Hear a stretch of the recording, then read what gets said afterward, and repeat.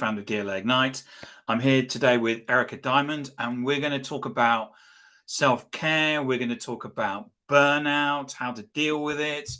I don't know about you, but I never seem to leave this. I don't go to an office anymore. I just sit here, and so my business partner had 56 meetings in a week last week. So Erica, before we get into the conversation, where can people find you? Well, I always hang out on social media, so they can find me everywhere on social media. Erica Diamond on Instagram, Twitter, Erica Diamond Official on Facebook, and then of course my website, ericadiamond.com. And you've done, when I was putting this show together and I was doing all the background and typing up all my notes, so I was delving into your Twitter, into your different websites, and you've got blissessential.co, you've got Erica Diamond, you've got your Twitter, you're on TV. How do you fit it all in? I'm always asked that. I think I'm really super efficient with my time. And I like to hope to think I'm playing to my zone of genius. And when I do, when I'm in purpose and passion, it's fun, it's wonderful, and I've become really good at listening to my body and being able to work and rest and work and rest and honor myself. And so I don't want to say when you love it, it's not work, because I really think that work is work.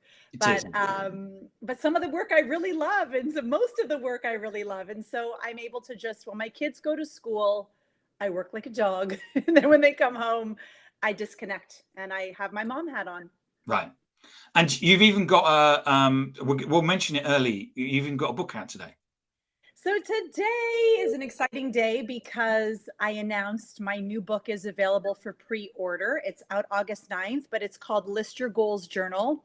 And it's 100 inspiring journalist prompts to accomplish your personal, professional, relationship, health, well-being goals over the next year. So if you're new to journaling, or you didn't know, just how powerful writing is to manifest your dream life, it's really powerful. So I'm very proud of this goals journal. It's out today. You can pre-order your copy. It'll be sold everywhere that books are sold. And so that's really exciting. Thank you. So let's dig in and talk about, a little bit about your journey, and talk about some of the things that that you're passionate about in terms of, what I really want to talk about today is about the burnout and your blueprint, because I think so many of us are suffering from it. So, but just tell us how you got, your journey of where you are today. Sure. And so we chose this topic, you and I, Tim, because I had my very close encounter with burnout. I was 26 years old. I had started a company at 24. By the time I was 26, we were a Profit Hot 50 company, one of Canada's 50 emerging growth companies. I was the only female CEO on the list, top 30 under 30 entrepreneur. Our business was growing. We were doing really well. But quietly, I was burning out. I was really not in a good place. And so my mom, who's not only a wonderful mom, but a therapist herself, said, Erica, there's something up with you, and I think you should get some help. And so she connected me with Sandra, who was my therapist. And so I saw Sandra every week. And what she explained to me is, Erica, don't dull your shine. Don't throw water on your flame. Don't stop doing what makes you successful. Yep. Instead, complement it with a balanced lifestyle. And she suggested I try yoga and meditation. And so that was I'm 46, 47. And so that was 20 years ago. So that was the birth of yoga for me. And so one of my non-negotiables as an entrepreneur was I hired Steve, a wonderful yoga teacher. He came to my house twice a week as my non-negotiable.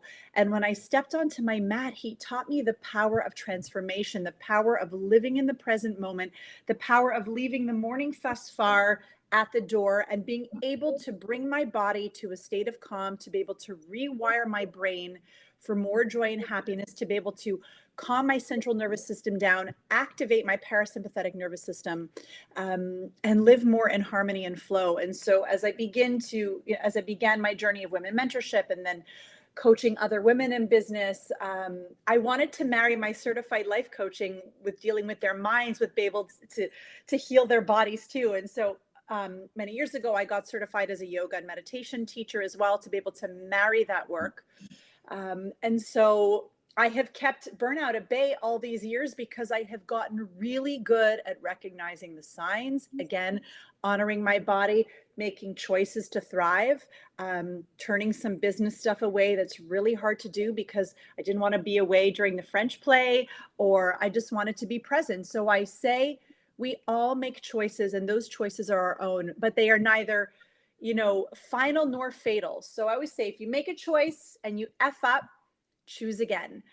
But staying stuck, as so many of us have felt stuck and burnt out, especially these past 2.5 years during COVID, we've been languishing. We've been in this kind of holding pattern, working from home, those lines between work and play are so blurred. And so that was my journey, and to be able to help other people derail burnout. I also have a new mini course, a 7-day, so that if you're feeling burnt out right now, you have the ability to course correct in 7 days. And that is my burnout rescue blueprint. That's all at ericadiamond.com. And so that's where we take a hard look at what is working, what is not working, and course correcting, immediately implementing a self-care strategy, time management strategies, yoga, meditation, breathing exercises, non-negotiables, hard boundaries, all that stuff to get you feeling well and waking up calm and excited for your day.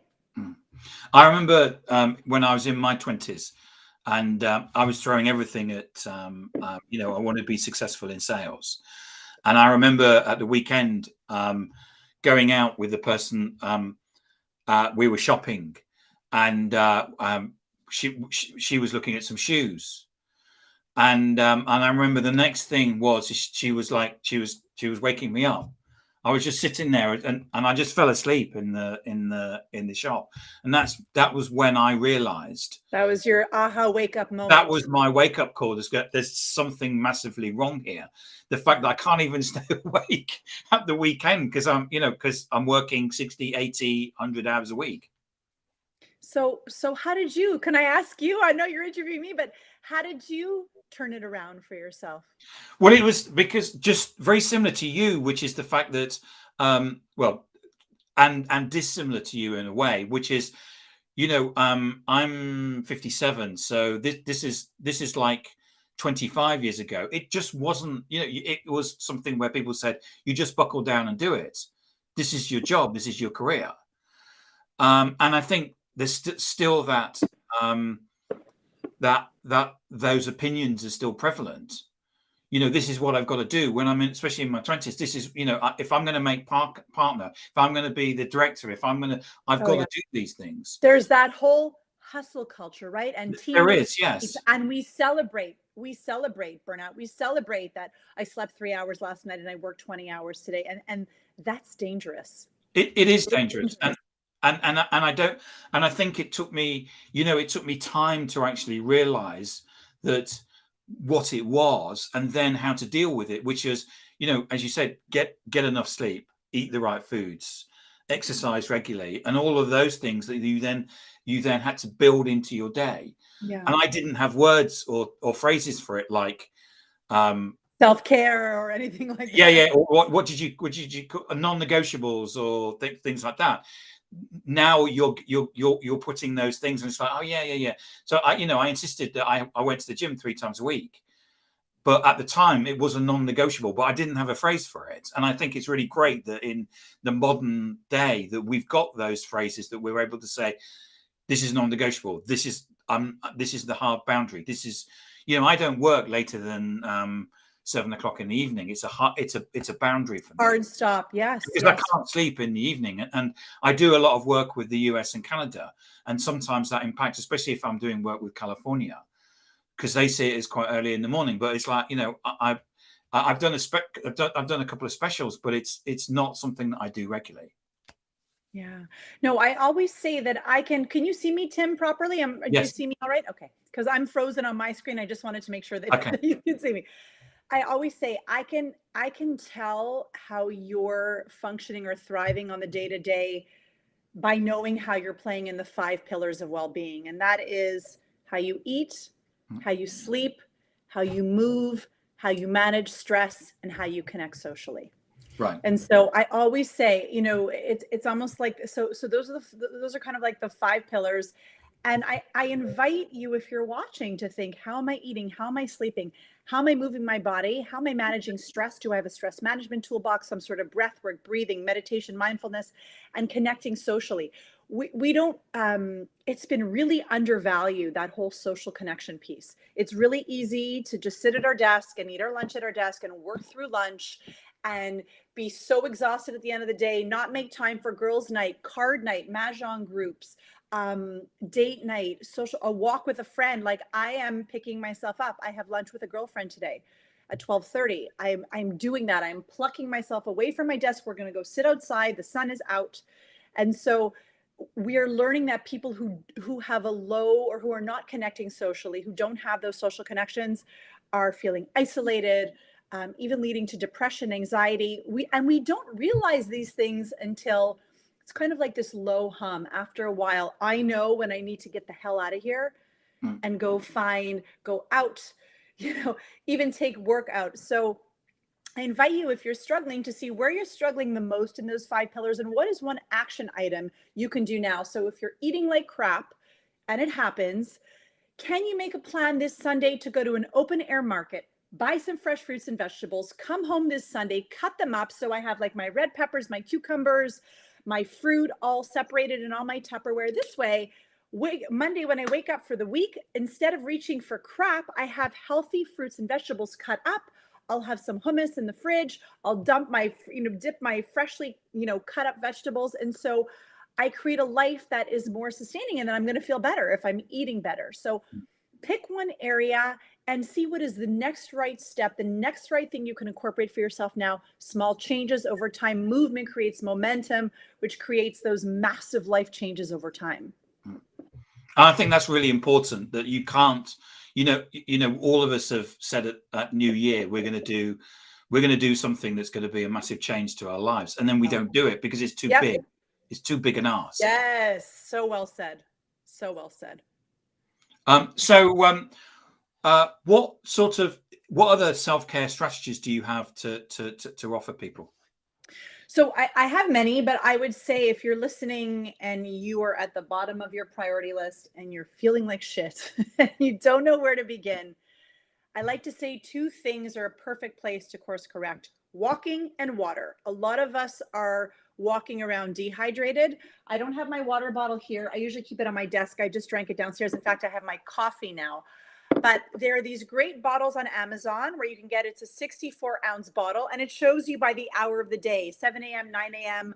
So it shows you all the water you should be drinking throughout the day. So it's 8 glasses of 8 ounces of water. So hydrate, important. Keep it on your desk. So make sure you're getting water intake. And walk, especially we in North America are in summer now, and walking is really powerful. So keeping your running shoes under your desk, getting out from your desk at lunchtime for a 20-minute power walk, or after dinner in the evening with your partner or friend or the kids. Walking and water are 2 great places to start.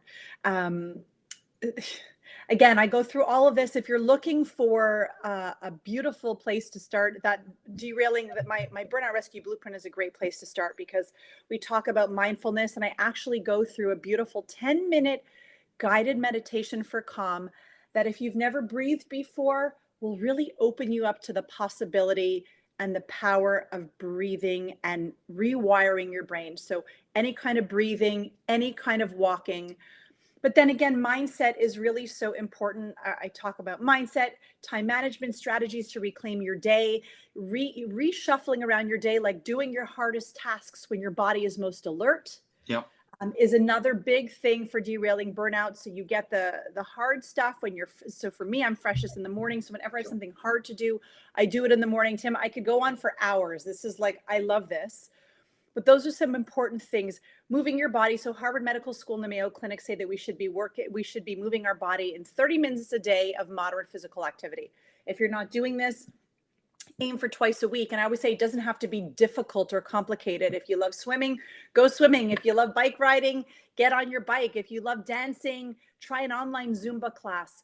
Move your body, in any way that you can. Yeah. There's lots more, but I don't want to overwhelm. Yeah, and I think it's important that we all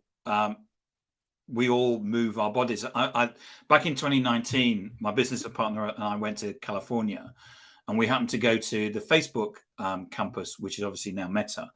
Yeah, And there's all these people walking around, and I was like, what are these people doing? And I realized it's because everyone's got a Fitbit or a Apple Watch, and they're all doing their 10,000 steps.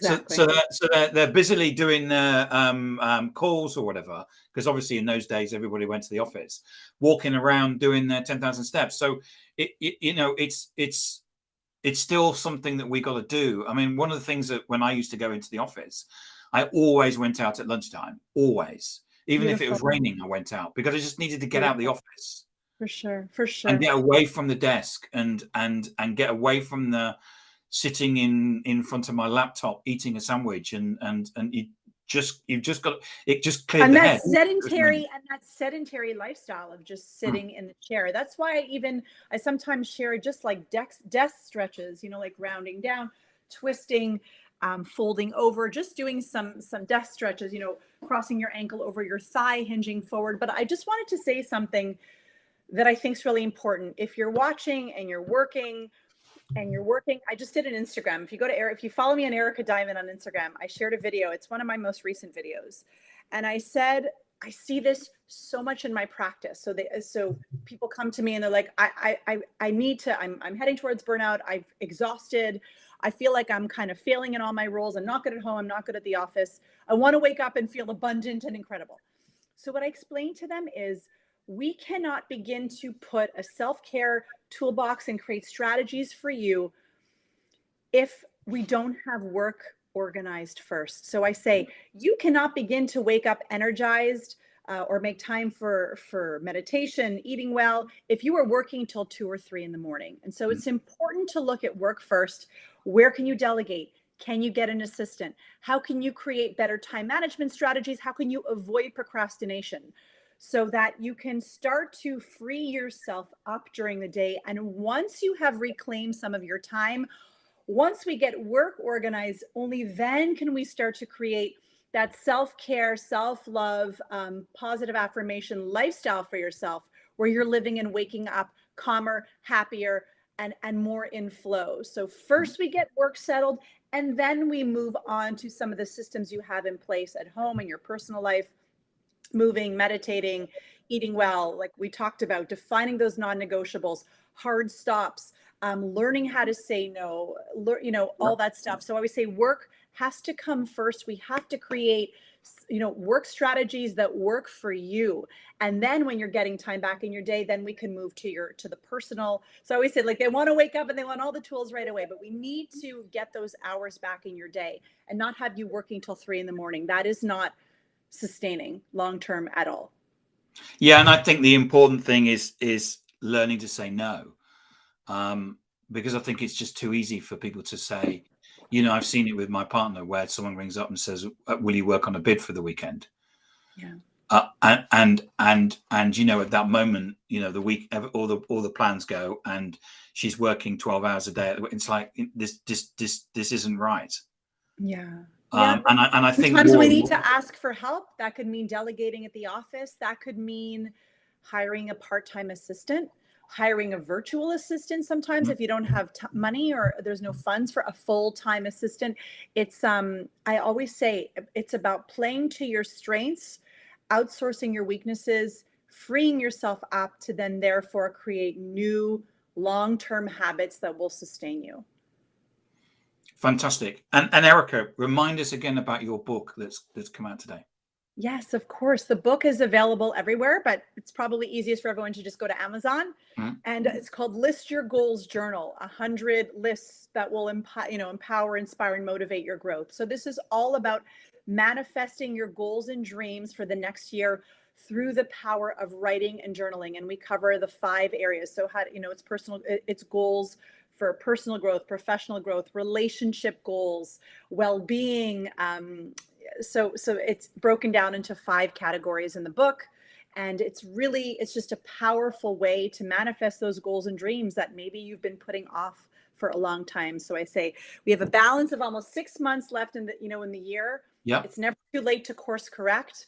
Journaling is really powerful in accomplishing and achieving those things you want to set out to do. It's written in a very motivational, inspiring tone. It's the way I coach my clients. It's the way I connect with my people, with a lot of self-compassion. And I always say when we fall off our wellness wagon, the whole week is not a write-off. The whole month is not a write-off. We gently come back. We guide ourselves back. We practice some compassion and grace, and we step forward again tomorrow. We try again tomorrow. Yeah.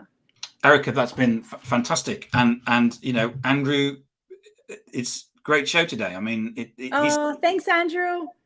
Sums it up completely. And thank you to Jan as well for the comments. Erica, remind people where they can get hold of you again. Yes, of course. ericadiamond.com. They can sign up for the wait list. If you're a lady, a woman watching, Busy to Bliss, that is to derail burnout. That is a mindset and body transformation. So busytobliss.com. If they're looking to level up their daily wellness, sleep better, experience less stress, more energy, they can check out the highest quality and purest essential oils at blissessential.co. And then they can DM me. I read all my DMs. I connect personally with everyone. Instagram, I'm Erica Diamond. Twitter, Facebook, I'm around. So you can hit me up, say hi, tell me how you're feeling and how you're doing, and let's get you feeling well and waking up excited for your life. And Erica, thank you so much. I feel energized just talking to you, and I think that the audience do as well. So thank you so much for coming on and talking to us and sharing your insight. It's been awesome. Thank you. Thank you for having me today. I appreciate it. You're welcome.